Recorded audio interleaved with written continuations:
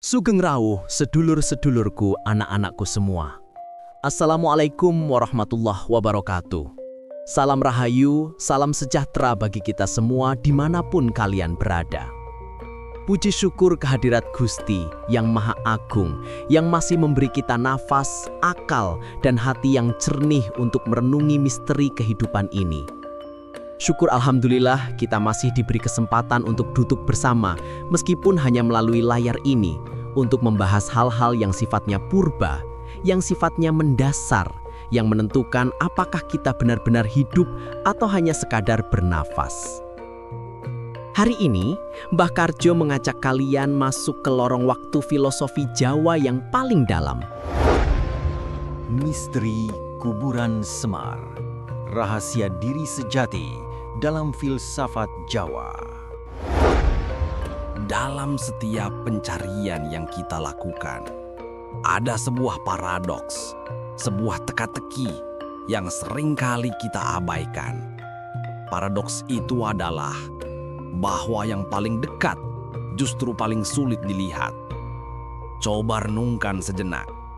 Kita menghabiskan seluruh rentang hidup kita untuk mencari. Kita mencari pengakuan dari orang lain, kita mencari materi, mencari cinta, mencari makna di antara jutaan byte informasi yang bertebaran di ponsel kita. Kita mencari kebahagiaan di titik geografis, di harta benda, di jabatan tertinggi.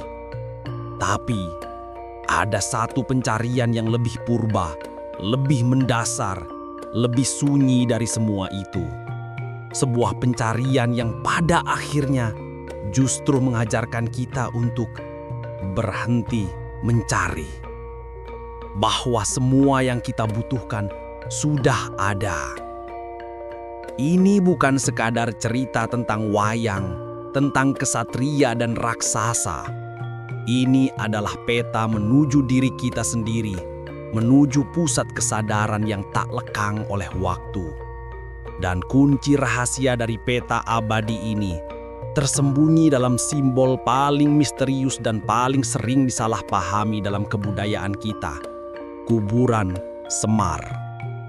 Ya, Semar. Sosok yang kita cari kuburannya, padahal dia sendiri tak pernah mati. Mari kita mulai dengan membongkar persepsi kita, anak-anakku. Kita melihat Semar dan langsung melabelinya. Dia digambarkan jelek, aneh, berbeda dari dewa-dewa rupawan lainnya. Tapi, apakah kejelekan itu memang definisi dirinya? Atau justru itu adalah ketidakmampuan kita untuk melihat keindahan sejati yang melampaui bungkus fisik? Dia disebut bodoh oleh sebagian orang, hanya sekedar badut penasihat kesatria. Tapi tanyakanlah, apakah dia benar-benar bodoh? Atau justru dia memiliki kebijaksanaan yang jauh melampaui kecerdasan semu yang hanya mengandalkan logika dan gelar akademis? Leluhur kita, para yogi dan filosof di masa lalu, tidak sekedar menciptakan tokoh wayang untuk hiburan. Mereka merancang sebuah cermin raksasa. Cermin yang memantulkan potensi tertinggi setiap manusia. Semar adalah cermin itu. Jika kita bedah tubuh Semar, setiap lekuknya adalah ensiklopedia filosofi hidup.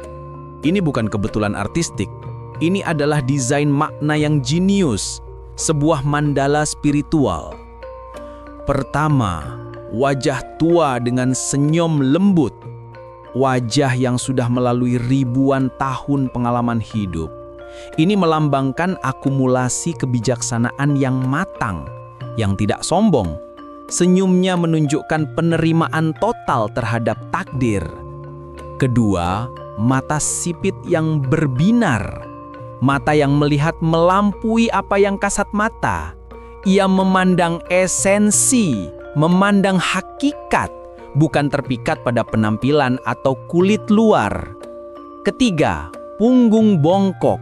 Punggungnya membawa beban kehidupan, beban kemanusiaan, beban alam semesta.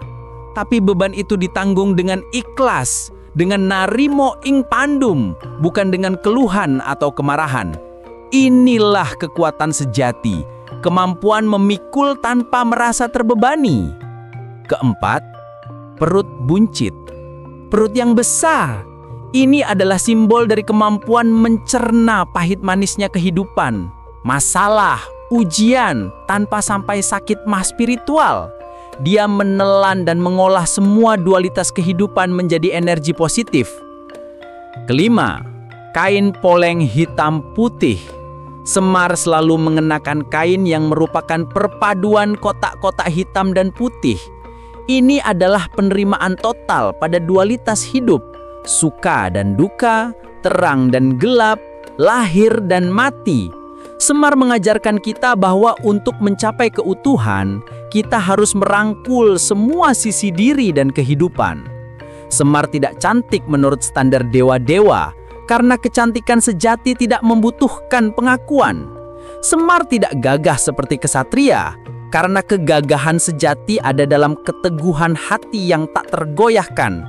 Dia adalah representasi sempurna dari manusia yang telah mencapai self-actualization, bukan dengan menaklukkan dunia luar, tapi dengan menaklukkan dunianya sendiri, dunia batinnya. Semar itu unik. Dia bukan dewa, tapi dia juga bukan manusia biasa. Dia adalah jembatan antara dunia spiritual dan dunia material. Dia adalah prototipe manusia sempurna yang sebenarnya sudah tertanam dalam blueprint spiritual setiap diri kita. Mengapa Semar mengasuh Pandawa 5? Karena kita pun, sedulurku, memiliki 5 Pandawa di dalam diri kita yang harus kita asuh dengan bijak. Yudhistira adalah penglihatan kita. Bagaimana kita memandang dunia? Apakah dengan prasangka atau dengan kejernihan? Bima adalah pendengaran kita. Apa yang kita pilih untuk didengar? Apakah gosip yang merusak atau kebenaran batin? Arjuna adalah penciuman kita. Ini adalah insting, naluri, hati nurani yang membedakan yang baik dan buruk, yang suci dan yang kotor. Nakula adalah ucapan kita. Kata-kata yang kita pilih untuk diucapkan, apakah itu bermanfaat atau sia-sia. Sadewa adalah rasa kita. Kemampuan merasakan getaran kehidupan, empati, dan kebijaksanaan yang tidak logis. Tugas kita adalah mengasuh kelima Pandawa ini agar tidak tersesat dalam Kurawa, yaitu nafsu dan ego kita, seperti Semar mengasuh Pandawa. Dan sekarang kita sampai pada jantung misteri yang kita bahas hari ini, kuburan Semar. Selama berabad-abad, kita terjebak dalam pencarian fisik. Kita mencari petunjuk di peta kuno, mencari lokasi geografis, mencari koordinat GPS untuk sesuatu yang sesungguhnya tidak pernah bersifat fisik. Kita mencari angin dengan jaring, melelahkan, dan pada akhirnya sia-sia. Karena sesungguhnya anak-anakku, kuburan Semar ada di dalam dirimu. Kuburan itu bukan berada di gunung, bukan di gua, bukan di lembah tersembunyi manapun di tanah Jawa. Dia ada di ruang paling dalam dari kesadaranmu, di titik di mana ego tidak lagi berkuasa. Kuburan di sini bukanlah tempat jasad dibaringkan. Ini adalah tempat di mana egomu dimakamkan. Ini adalah tempat di mana identitas palsumu dikuburkan, agar jati dirimu yang sejati bisa bangkit, seperti Phoenix dari abu.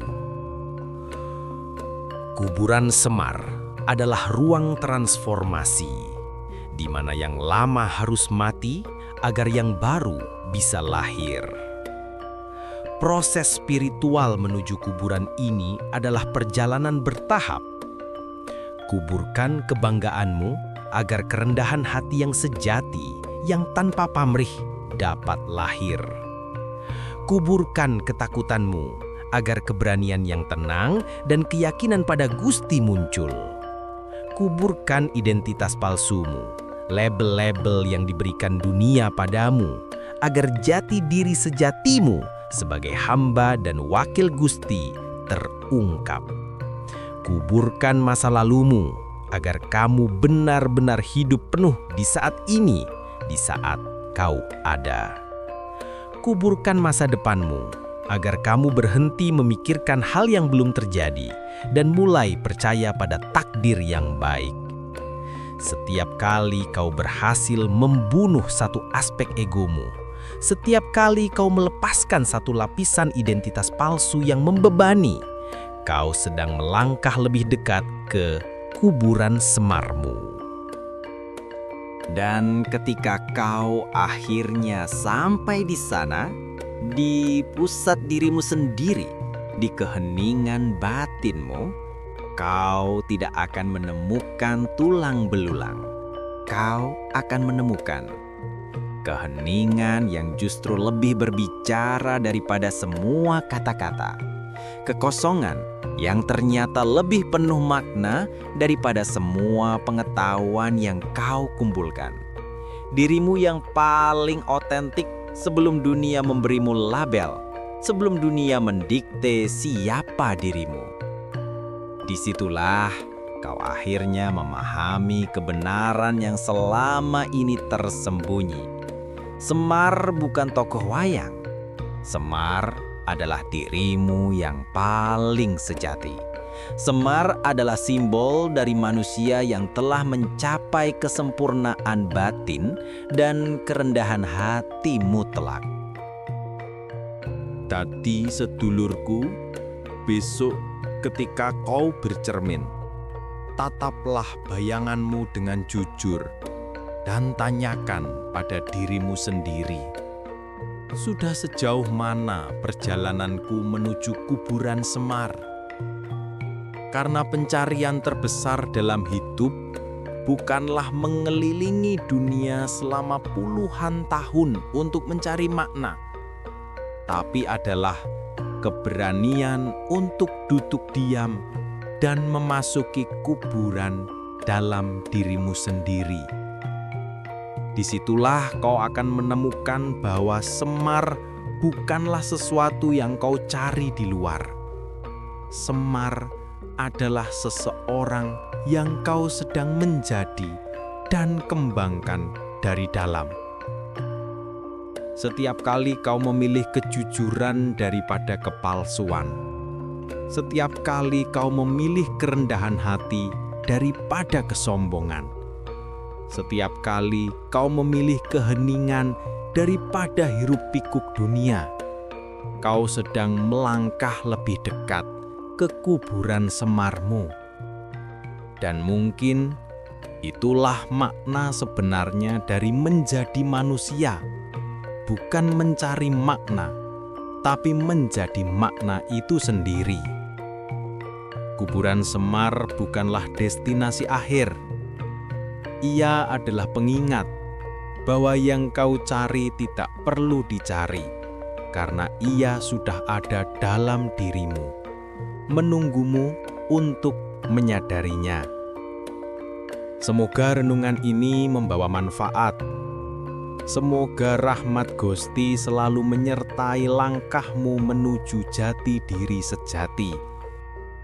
Nah, sedulur-sedulurku, jika renungan dari Mbah Karjo hari ini terasa menyentuh hati dan membuka pikiran, jangan lupa like video ini agar konten semacam ini bisa terus Mbah kembangkan.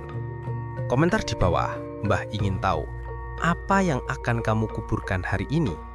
Mari kita berdiskusi dengan santun. Bagikan video ini kepada siapapun yang sedang dalam pencarian. Mungkin ini adalah petunjuk yang mereka butuhkan. Dan yang paling penting, subscribe channel Mbah Karjo ini agar kita tidak terputus tali silaturahmi spiritualnya. Sampai jumpa di renungan selanjutnya. Rahayu, Rahayu, Rahayu.